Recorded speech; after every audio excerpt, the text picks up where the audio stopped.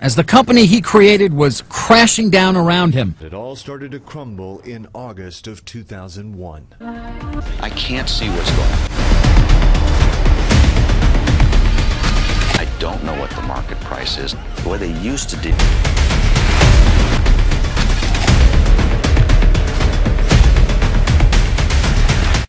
Assalamualaikum and hi guys, my name is Syahirah Binti. I'm from JB84225D.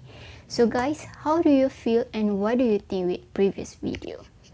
It's interesting, right? So guys, ready or not, let's get into it. Today, I'd like to present about banking ethics, bank exchange commentary. What is banking ethics? Banking ethics is the core set of rules and beliefs.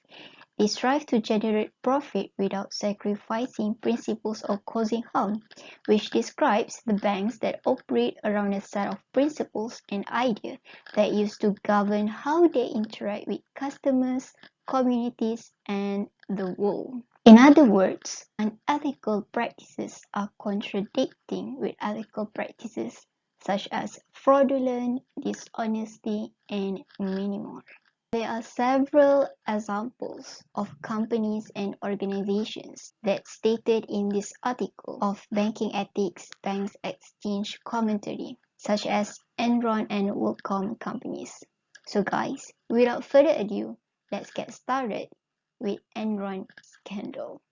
Basically, Enron Company was a merger of Houston Natural Gas and Internorth, and Enron was established in 1985 as American Energy, Commodities and Services Company based in Houston, Texas in the United States.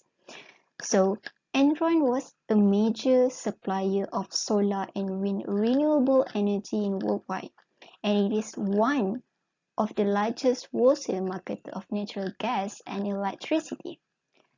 Let's see the vision of Enron. It was to become the world's leading energy company, and of course, Enron accomplished their vision to become the world's leading in worldwide.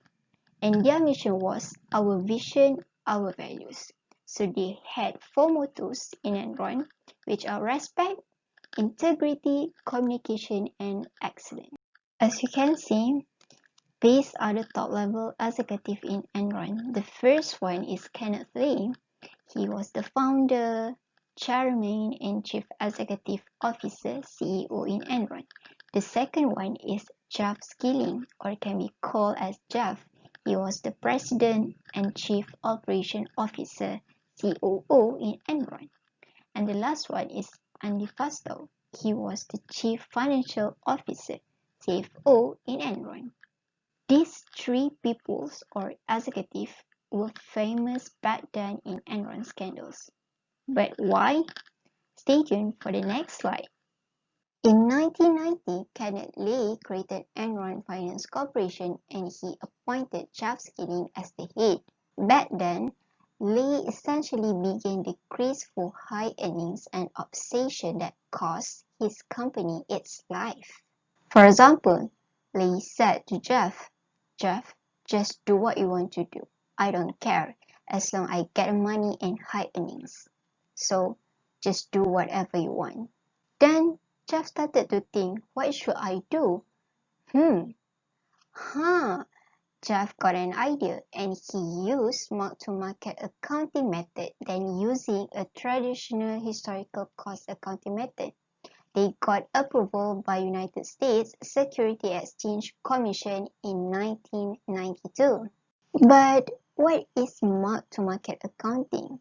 Basically, it is the value of the portfolio that will be recorded at forecast value, not at actual value or purchase price. So MTM is legal and widely used practice in banking areas.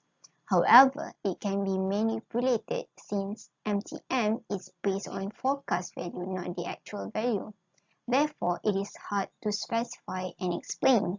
In year 2000, Enron was starting to crumble. Jeff used mark-to-market accounting as a way to hide financial losses of trading business and other operations. Next, in order to cope with Jeff Skilling Andy Fastow as a chief financial officer of Enron, he came up with a plan to use off-balance sheet special purpose vehicle SPVs to make the company in sound financial shape.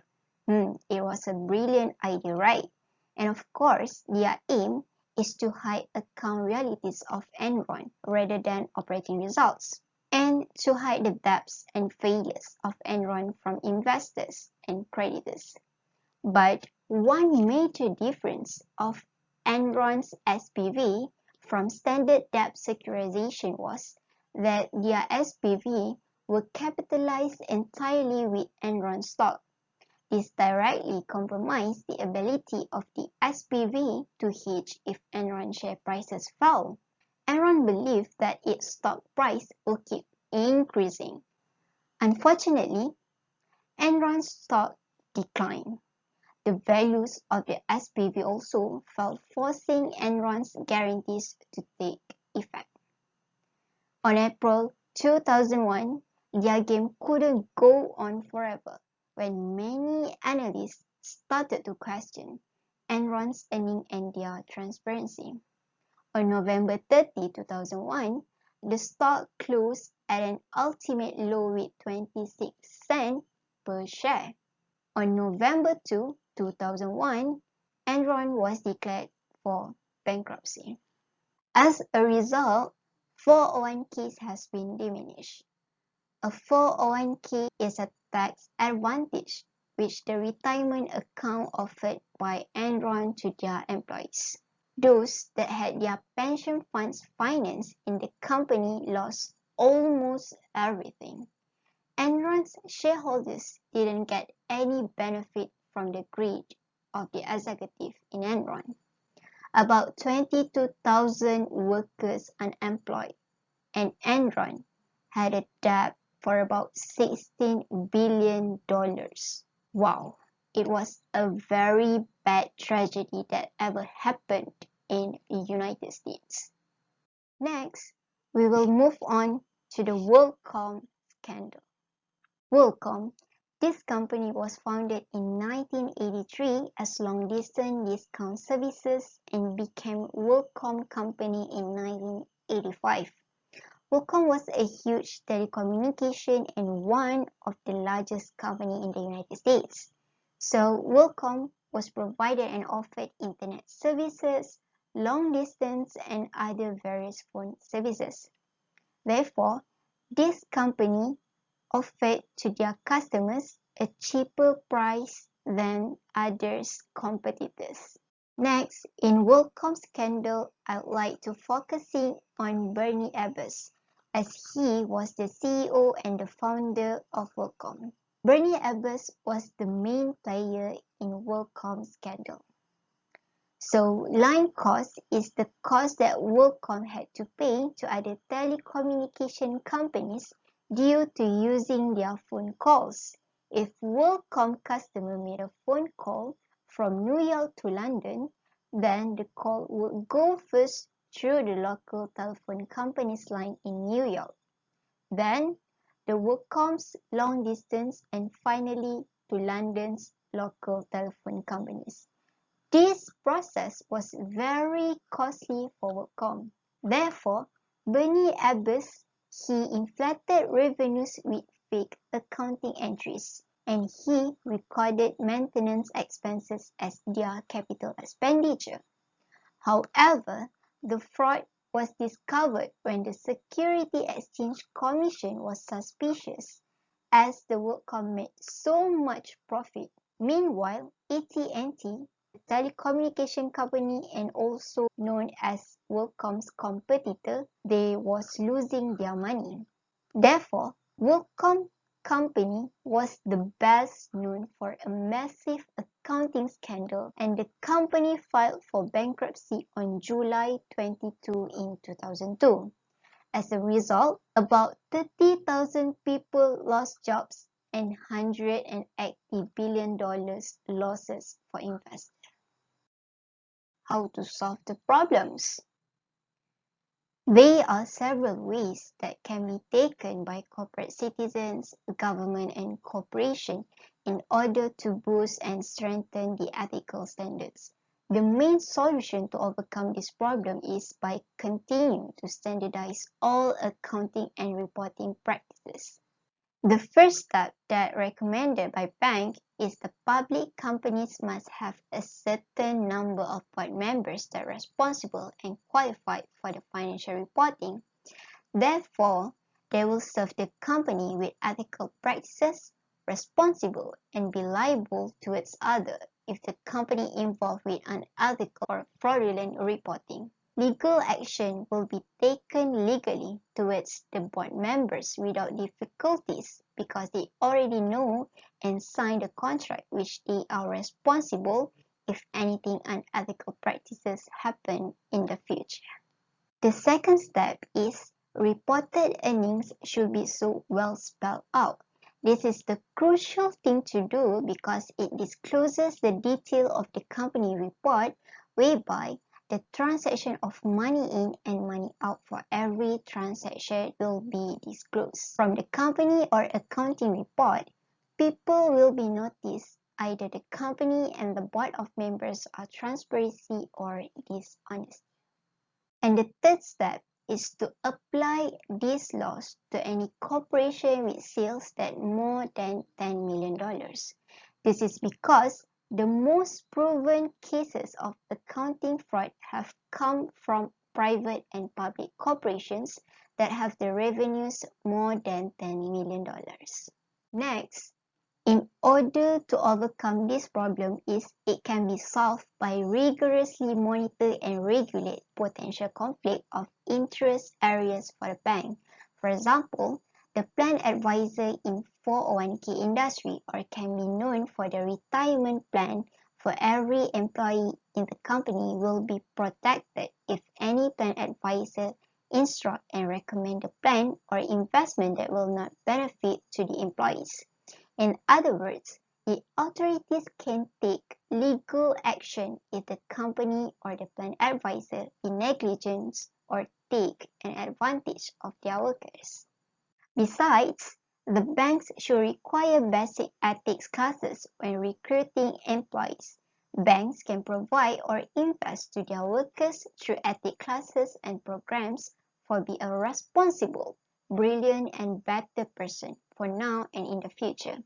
This can also be done earlier through schools, universities to expose and give knowledge to students the basic ethic that what is right and what is wrong when they enter in their work field by doing programs, talks and others. As a conclusion, with clear, strong and strict of laws and policies that must be applied to all institutions, either public or private sector in banking areas, will reduce the unethical practices among them, especially for the executive in company. That means those who have power and hold high positions in the company also will not be exempted. There is no double standard. They will be subjected to punishment and legal action from the authorities. From that, by having strict rules, they will be more alert and aware to not involve in any unethical practices such as fraud and many more. Instead, it will affect not only to the companies but including to the entire economics, workers, banking industry and lead to bankruptcy. Besides, it is a good initiative from government, bank and school to make campaign programs and classes that related to ethical and unethical practices in their life. It will give a good impact in the future and they can spread awareness starting from school. People will realize and know how important ethical behaviors in their life and what is the impact or consequences if we neglect by doing unethical practices. Last but not least, in my point of view, I do agree that strict laws can overcome these problems and avoid people from involving in unethical behaviors. Besides, by having a good and responsible leader that always practice an ethical attitude is the most important thing to the organizations and to the other employees to follow. A good leader will influence and being a role model to the other employees. There is one quote that I like by Bill Donahue. A leadership strategy without ethical clarity produces moral and economic bankruptcy. Finally, the Minister of Finance, government, and top executives in companies are playing the crucial role and need to cooperate in order to overcome these problems. They need to have the clear, strong, and strict laws in all sectors, especially in banking areas, to protect those who are deceived and punish those who are guilty. That's all from me. I hope you guys can take a lesson from this sharing session and have a good day. Bye.